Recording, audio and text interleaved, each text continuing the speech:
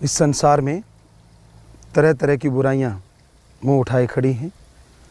इस घोर कलयुग में काम वासना भयानक से भी भयानक रूप धारण कर चुकी है।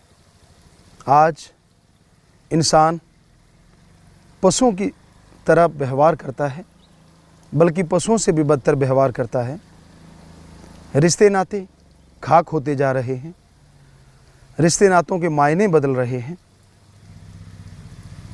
काम वासना इतनी प्रबल हो चुकी है कि इंसान की इंसानियत माटी में मिलती जा रही है। इंसान के विचारों का उत्तेजनापूर्ण होना, इंसान का खान पान बदल जाना और ईश्वर अल्लाह वाहिगुरु गॉड खुदा रब का नाम ना लेना, ये सब कारण हैं जिनसे काम वासना प्रबल हो चुकी है। सिर्फ इंसानों में रिश्ते पाए जाते हैं, पशुओं में रिश्ते न के बराबर होते हैं। हमारे सभी धर्मों में इसकी प्रेरणा दी गई है कि आप रिश्तों के प्रति वफादार रहें। हमने सभी धर्मों को पढ़ा, साइंस के नज़रिए से पढ़ा, तो हमारे हिंदू धर्म में लिखा है रिश्ते नातों के प्रति सजग रहो, ज्ञान रखो। उदाहरण दिया है रावण का। रावण के पास सब कुछ था, सोने की लंका थी, उसके बर्तन सोने के थे, बहुत औलाद थी खुद की। कैसे थी इतनी औलाद? रावण सफल क्लॉन ज्ञाता था। खुद के 3 या 5 बच्चे थे, बाकी सब क्लॉन से बनाए गए थे।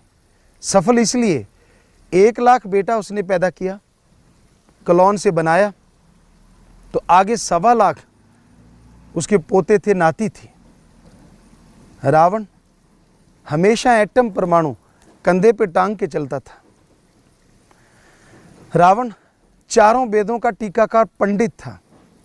हमारे वेदों को संगीतमय बनाने वाला रावण था। रावण सफल राजनीतिज्ञ था, जब चाहे बरसात करवा लेता था और चंद्रमा की रोशनी से भी खाना बना लेता था। सूर्य की रोशनी से तो बनाता था, पर चंद्रमा की रोशनी से भी भोजन बना लेता था। उसके पास जहाज सब कुछ था। इतना बड़ा साइंटिस्ट, इतना बड़ा राजनीतिज्ञ, इतना बड़ा पंडित ज्ञानी, पर उसने एक बुरा कर्म किया, सीता जी को उठाया, पराई औरत। तो 1 लाख पूत 1.25 लाख नाती, तेरा वन घर दिया न बाती। ऐसा हश्र हुआ कि उसका सब कुछ माटी में मिल गया। घर में कोई दिया बत्ती करने वाला औलाद नहीं बचा।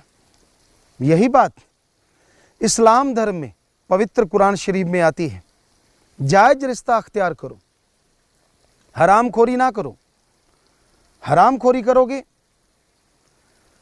तो आपकी की गई इबादत खाक में मिल जाएगी, आप दोजख में जलोगे।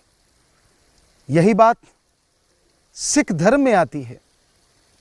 सिख धर्म में भी यही बोला गया कि भाई रिश्ते नाते इंसानों में होते हैं, पशुओं में न के बराबर। जिस दिन इंसान पशु बनेगा, यहाँ भी नर्क और आगे भी नर्क।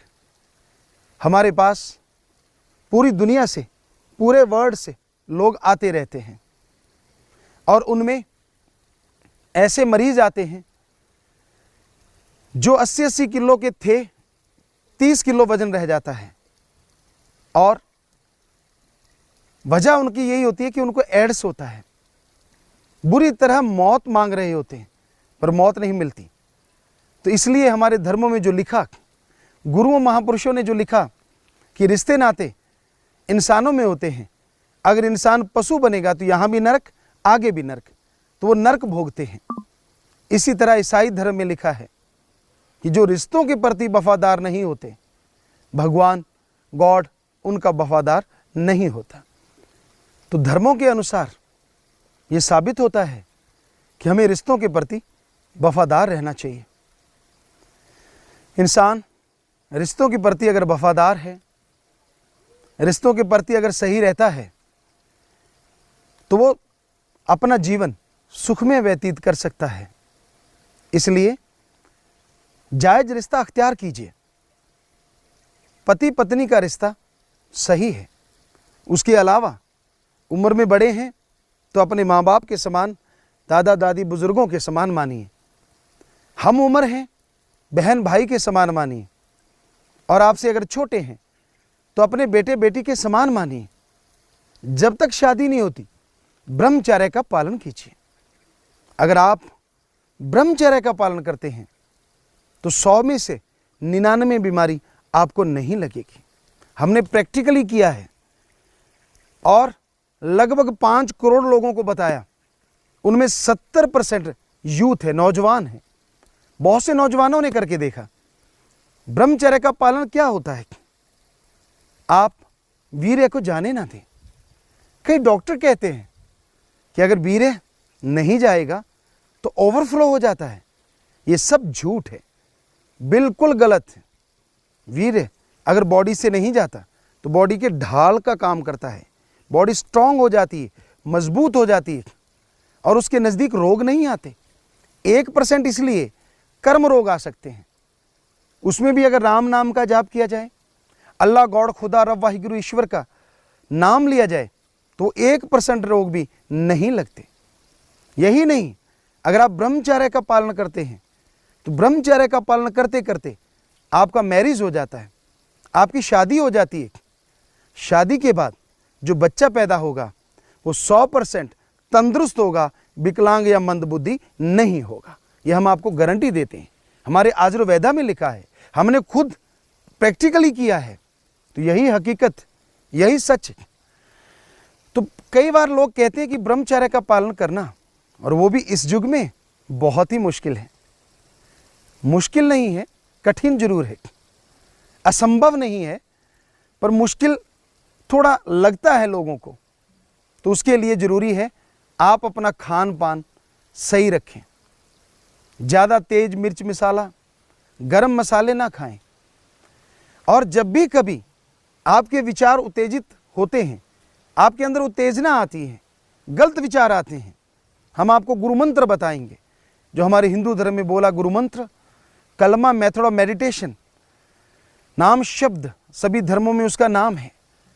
आप पानी पीजिए, 5 मिनट सिर्फ उस गुरु मंत्र का जाप कीजिए। 80-90% फर्स्ट टाइम में विचार आपके कंट्रोल में होंगे। अगर आप रेगुलर लगातार उस गुरु मंत्र का जाप करते रहते हैं तो 100% विचारों पे आप काबू पा सकते हैं। और आप अपने विचारों पे काबू पा लेते हैं।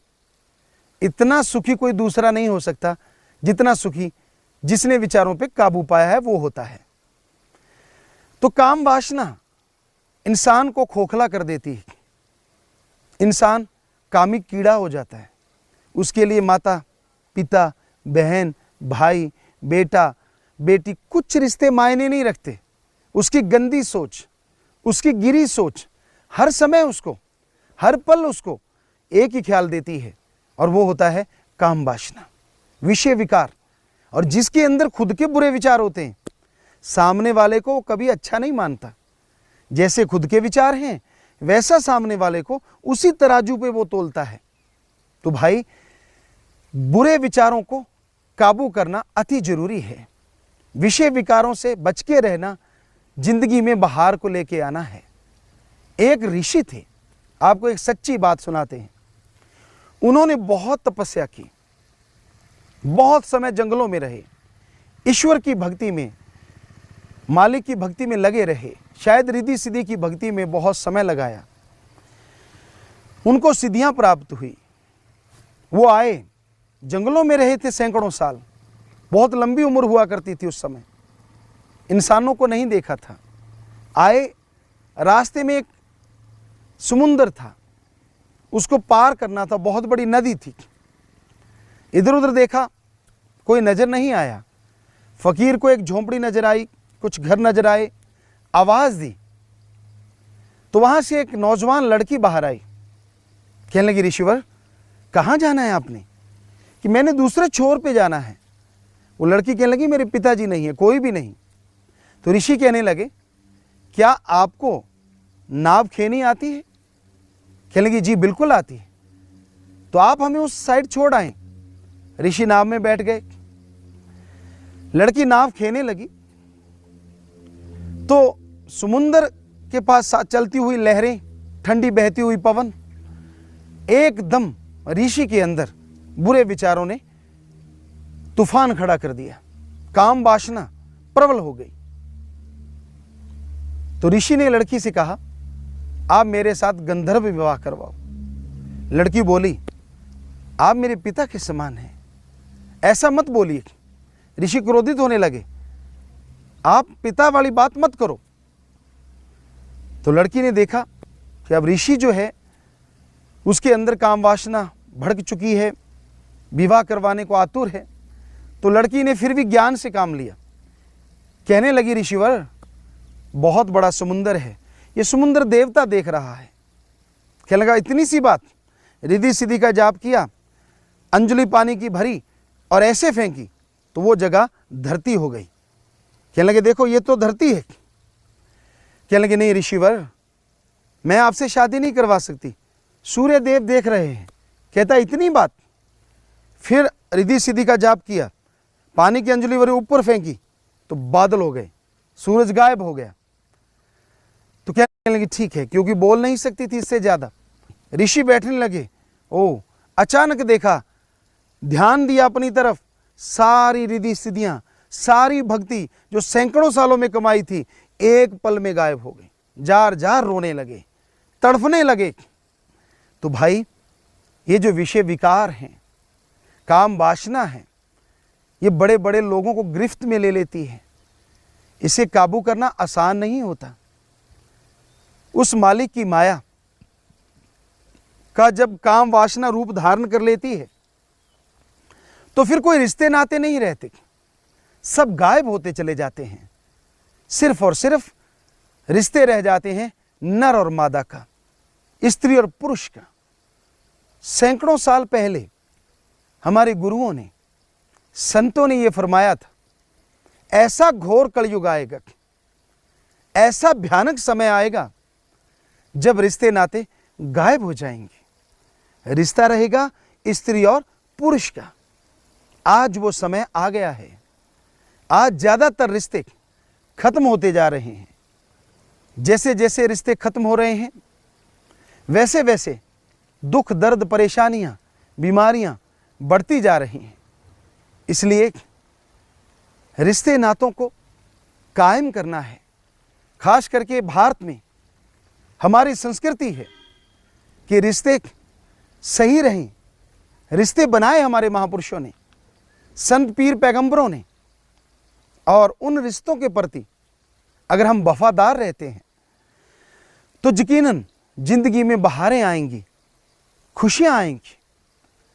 हमने बहुत साल पहले ये बोला था, शायद 80 में, 1980 या 1990 में भी बोला था, और लगातार बोलते आ रहे हैं कि आप बेटी को गर्भ में ना मरवाएं।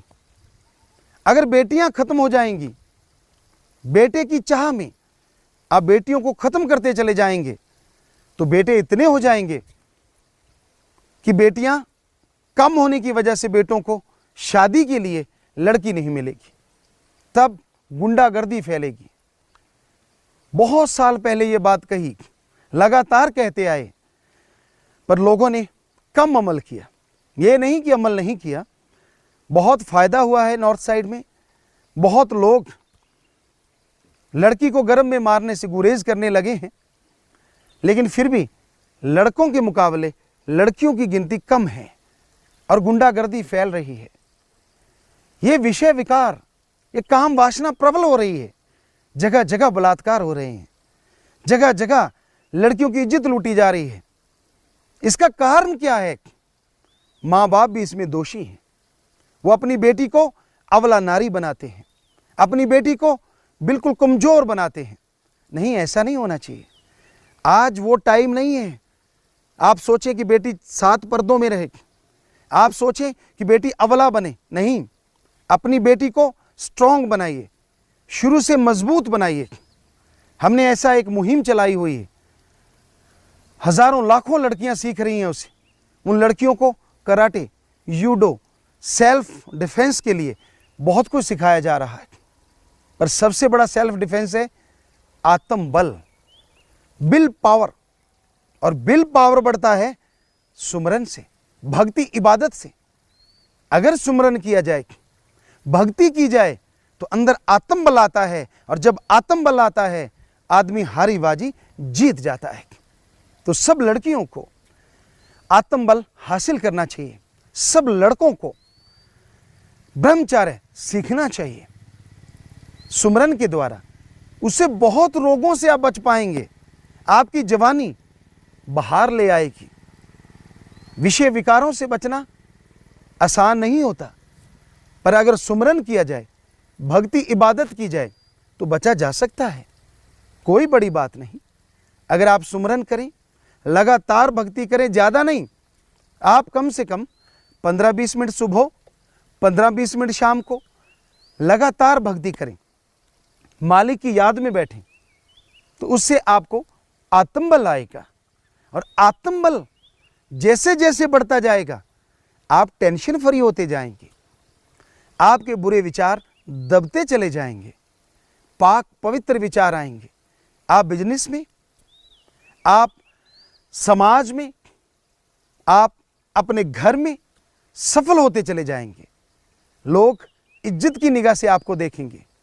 आप योद्धा, शूरवीर बनेंगे। अरे किसी गरीब को दबाना कोई शूरवीरता नहीं है, अपने बुरे विचारों को दबाना ये शूरवीरता है, ये महानता है। तो अपने बुरे विचारों से लड़ना अपने आप में बहुत बड़ी बात है। तो अगर आप वास्तव में ज़िंदगी का आनंद लेना चाहते हैं, लुत्फ़ उठाना चाहते हैं, तो आप भक्ति में जुड़ें।